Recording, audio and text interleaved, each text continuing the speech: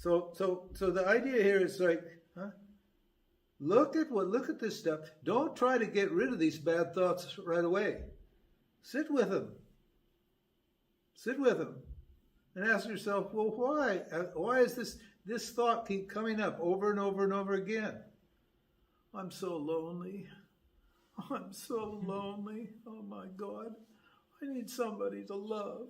I need somebody to love me. I need a soulmate. I think I'll get on, what is it? Where do you go to? Some dating app. What's a dating app?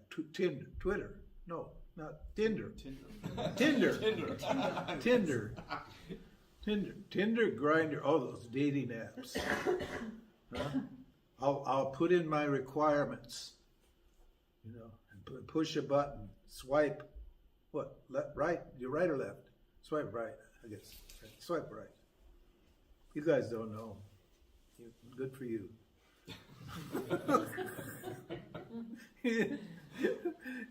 I'm lonely. You're not lonely, you're alone. Everybody's alone because there's only one of us. You're interpreting your natural state of aloneness as loneliness.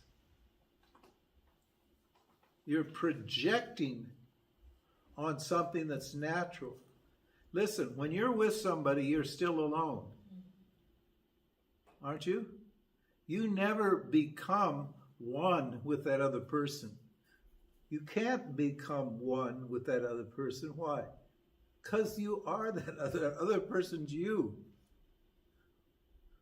So all this attempt to connect and become, one with something else, it never happens. It's never happened. It can't happen because reality's not set up that way. You're always alone. And in the time you have orgasm with somebody else, orgasm. When you have an orgasm with somebody else, you don't become that somebody else, though, do you? You're still you. Huh?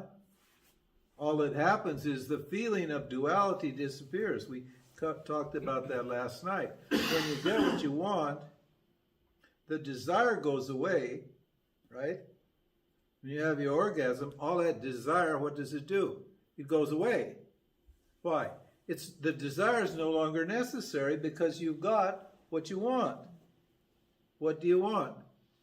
Happiness.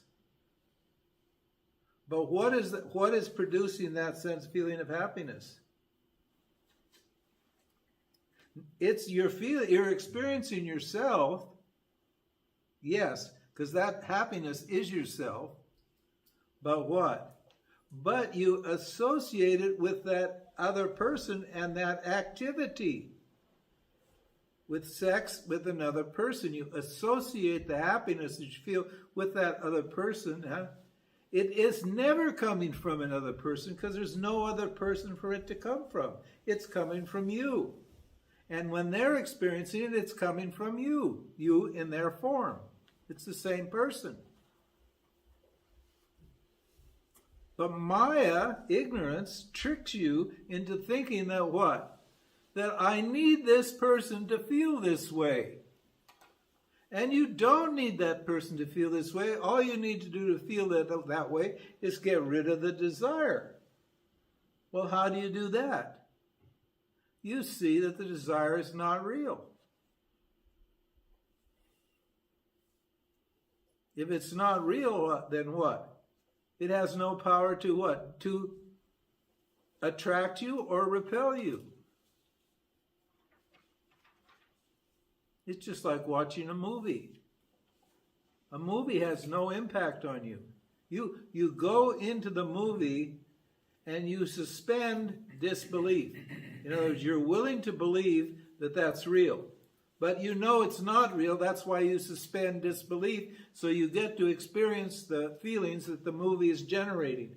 And then you let the movie manipulate your feelings. But when your feelings are over, what happens? Have you changed? No.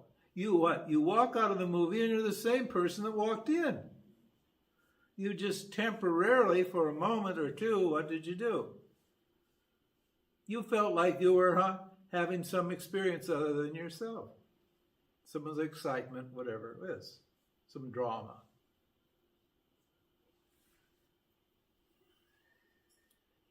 This is such an uncomfortable truth. It should produce bliss, but it doesn't. It produces what? Frustration. That's called samsara. Samsara is frustrating. Why people are frustrated, because they keep trying to make something that doesn't work. They keep trying to make it work over and over and over again. Which is one of the definitions of insanity, isn't it? Isn't that one of the definitions? Trying to make something that doesn't work over and over and over again, trying to make it work the next time. It's never going to work the next time because it can't work. Because it's all a fantasy in your mind that you're projecting on reality. Yeah. So what? Attachment to what? Attachment to results and attachment to relative knowledge. What relative knowledge means what you think and feel. Emotions and thoughts are relative knowledge or seeming knowledge. Usually they're erroneous knowledge. There's several kinds of thoughts, and one of those thoughts is erroneous knowledge. No, that's Yoga Sutras. We're not going to deal with that right now. Maybe we'll get a chance to talk about that later, but that's not the topic. Now, the next topic. 4 types of thinking.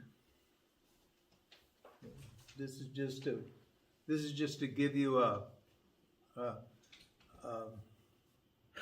framework for analyzing your growth. Okay? The 4 types of thinking. What is the first one? Involuntary thinking. What is the next one here? Automatic thinking. The third one, deliberate thinking. And the fourth one, what? Spontaneous thinking. So these are 4 types of thoughts. See, they're not, this is a little different model that Patanjali uses, but it's basically the same idea. It's a little more, well, we'll see. Okay, impulsive involuntary thinking. Advice about that? Does anybody need to know any more about that? How stupid that is? And it's not only, you can't help it, but what? To make it romantic and to generate a concept that this is romantic, how smart's that? That's real dumb. It's bad enough that you think like that, you feel like that, but to turn it into a virtue? And be proud of it and show it off to everybody? That's not...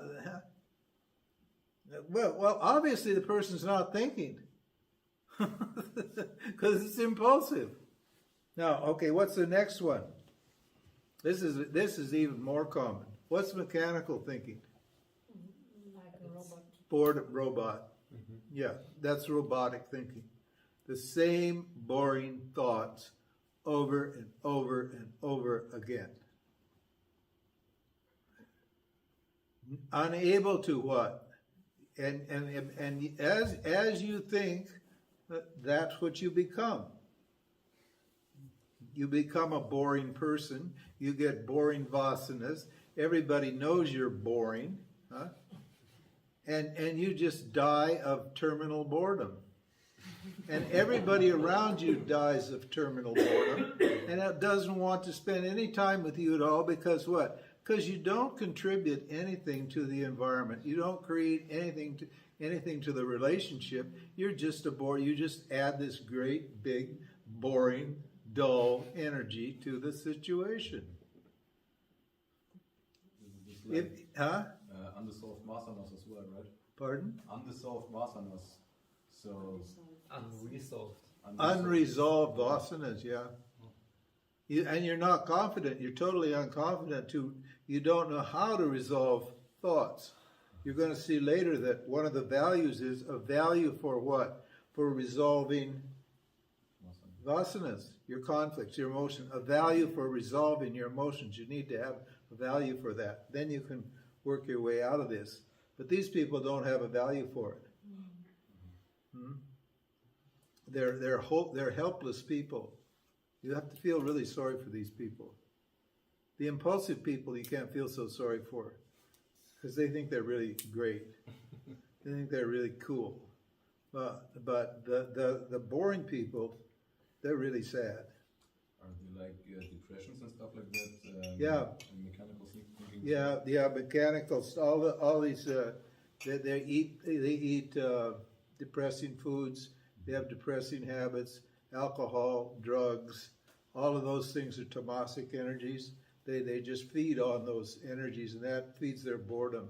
Mm-hmm. And without the sattva, because they don't eat sattva and consume it, they won't come out of the depression. Yeah, that's right. They don't consume sattva. There's no value for resolving my emotional stuff. Yeah, that's right. There's no hope for those people, honestly. The only thing that happens is sometimes they have a personal tragedy and hit bottom.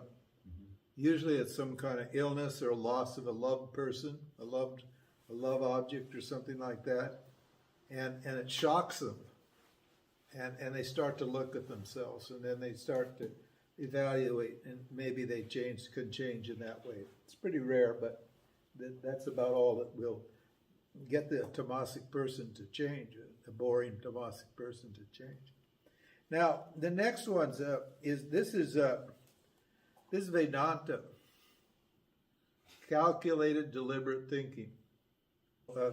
That's called deliberate. Now in Vedanta, we're telling you, think from a non-dual platform, deliberately.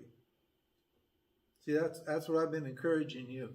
I've been trying to help convince you with this logic that the solution to what? To unwanted thoughts and unwanted emotions, unwanted experiences, is to change the way you think. Karma Yoga, you're changing the way you think, aren't you? You're no longer trying to control the results of the actions. What are you doing? You're going to let Ishvara control the results. So that's a big shift in your mind, isn't it? To go from being egocentric to Ishvara-centric. And I said earlier, you may have forgotten, I said last night, the needs of the total come first.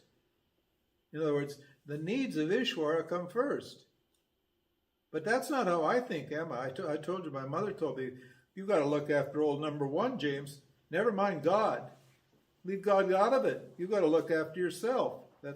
Or self, she meant your ego, what you want. Right? You got to take care of that yourself. She said, well, the Lord doesn't bring in the bacon, James. And I said, Mom, the Lord is the bacon. And that went right over her head. She didn't get that one. No, because my thinking was totally different. She actually, just before she died, she said, because we never saw eye to eye on anything in our lives. I loved her a lot, and she loved me a lot, but we were fought like cats and dogs. And at the end, you know what she said before she died? She said, I think you've done a really good job of getting yourself together. Which was, a classy response from a classy person who actually loved me and could see that, I'd gone my own way and that I'd done what was, I knew what I needed to do to make myself happy. And that by following her advice and going her way was not making me happy. And she let that go. And she became like a friend. I could actually call her by her name, not call her Mom. And differentiate from your parents, right? You need to differentiate from your parents one way or the other. Because they're not your parents. Your real parent is what? Ishvara. Your real mother, father is Ishvara. That's your primary caregiver. That's the one that created you. Your husband, your father and mother didn't do any creating. One of them had an egg, which she made available to a sperm, and that's it. That's it. All the rest of it, Ishwara did. Ishwara made the egg, Ishwara made the sperm, Ishwara caused all that stuff to grow. It implanted in the uterine wall, it set up all those channels and that Shakti. It brought the Jiva into that material entity and established it there, and it's taking care of the whole process all along. What did your mom and dad really do? Honestly. Basically, even the rubbing, that was Ishwara rubbing too. Ishwara rubbing on Ishwara. Right? That's what sex is. It's like masturbation with somebody you love very deeply. Masturbation is like sex with somebody you love very deeply. And sex with somebody else is basically masturbation. You just get somebody to masturbate you while you masturbate them. And all this romantic stuff, it's all cooked up in your brain. It's just like, you need all this fantasy. This is tamaguna. You need all this fantasy to make something that's very ordinary, very natural, very uninteresting, really. Apart from the little ping, very uninteresting, to make it interesting. I can't even talk to Western people because they're so vain. They so don't want to hear about what a meat tube this is and what's actually going on inside. Oh my God, it's scary.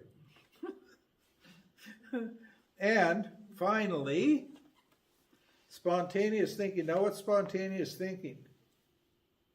That's when deliberate thinking, in terms of Vedanta now, I'm just talking Vedanta. In terms of Vedanta, that's when you're 100% convinced that reality is non-dual. When you've assimilated this teaching 100%, then you don't have to think about it anymore. What? The knowledge does the work. You don't have to deliberately bring the knowledge to bear in your mind and apply it to solve the problem. The knowledge immediately is there. That's right. Because your thinking is in harmony with the highest value. What's the highest value?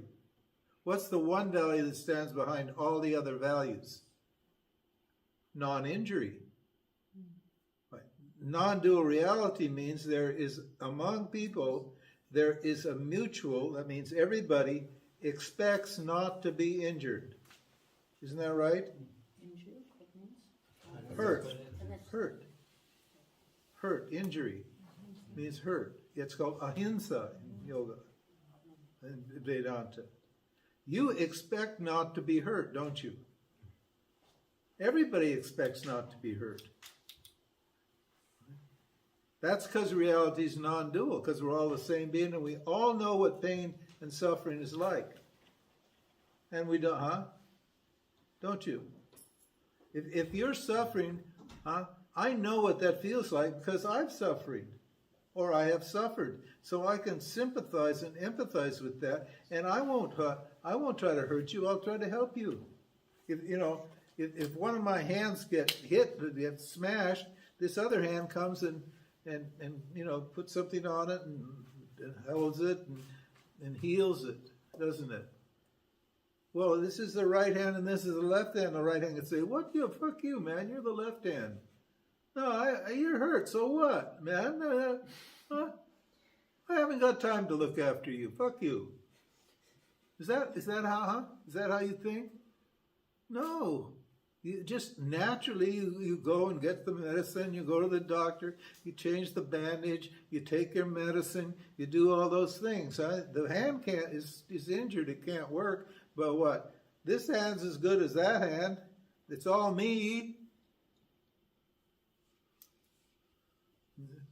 So this world is like that. You're me, I'm you. There's no difference. The differences are accounted for by one small mistake. There's one small mistake, but it's a big mistake. It's a tiny mistake that becomes a huge mistake.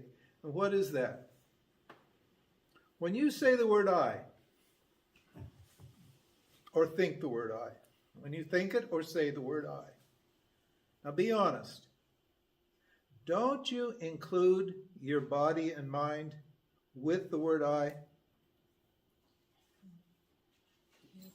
Huh? Yeah. What's wrong with that? It's not me. Huh? It's not me.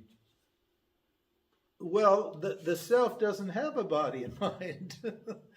The body and mind don't belong to the self.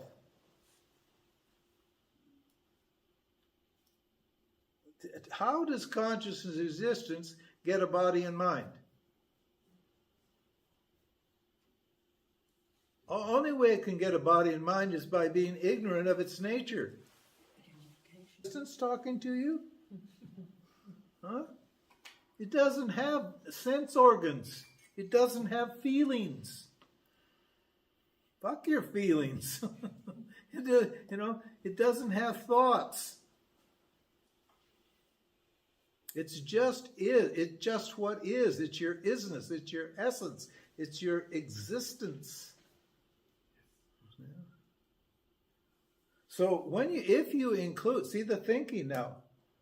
But when you say I, you throw the body into the mix, and you say, oh, that belongs to me. That's the mistake. Now you can't get rid of the body, huh? So I should commit suicide. No, you shouldn't commit suicide. No way. That's so stupid. That's not going to solve the problem anyway. Because the self doesn't have a body in the first place. So getting rid of this body isn't going to get rid of the body that you think belongs to the self. You just, in your mind, you subtract it as what? Not real. You just say, oh, ignorance has added a body and mind to me, emotions and feelings and thoughts and karma and all that stuff. Ignorance has added that onto me, and it doesn't belong with me. So I don't think about it. I don't worry about it. It's nothing to do with me. And what happens? Your karma it disappears.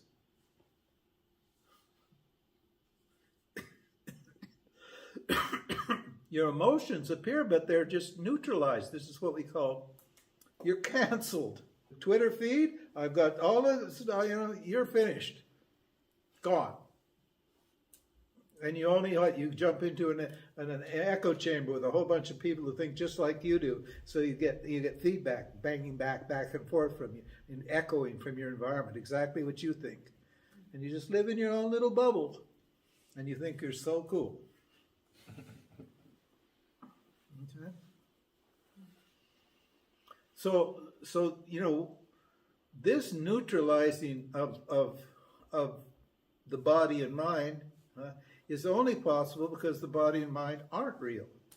If they were real, you couldn't cancel them. And if they were real, what? They wouldn't die, would they? And they wouldn't suffer, would they? Think about it. Huh? What's the definition of reality? Okay, let's get this one clear. Huh? What a definition. What does real mean? It's very simple. Doesn't change. Always present and doesn't change. Always present and never changes. What would that? Tell me something other than existence shining as awareness that definition applies to. Does it apply to any object in the field of existence? No. Space. Now, if you knew that the things you were thinking and feeling, and the things you were attached to, and the things you believed in, were not real, would you pursue them and maintain your attachment to them? No. You only pursue them and maintain your attachment to them because you think they are real. Where's your wife when you're not thinking about your wife? Tell me. Where's your husband when you're not thinking about your husband? Do you have a husband or a wife when you're not thinking about them? There's only one answer. Tell me. Say it. No. Yes. Poor dear. Huh? Where? An object only exists when you think about it. It does not. It's produced by your thought. The objects don't produce the thoughts. The thoughts produce the objects.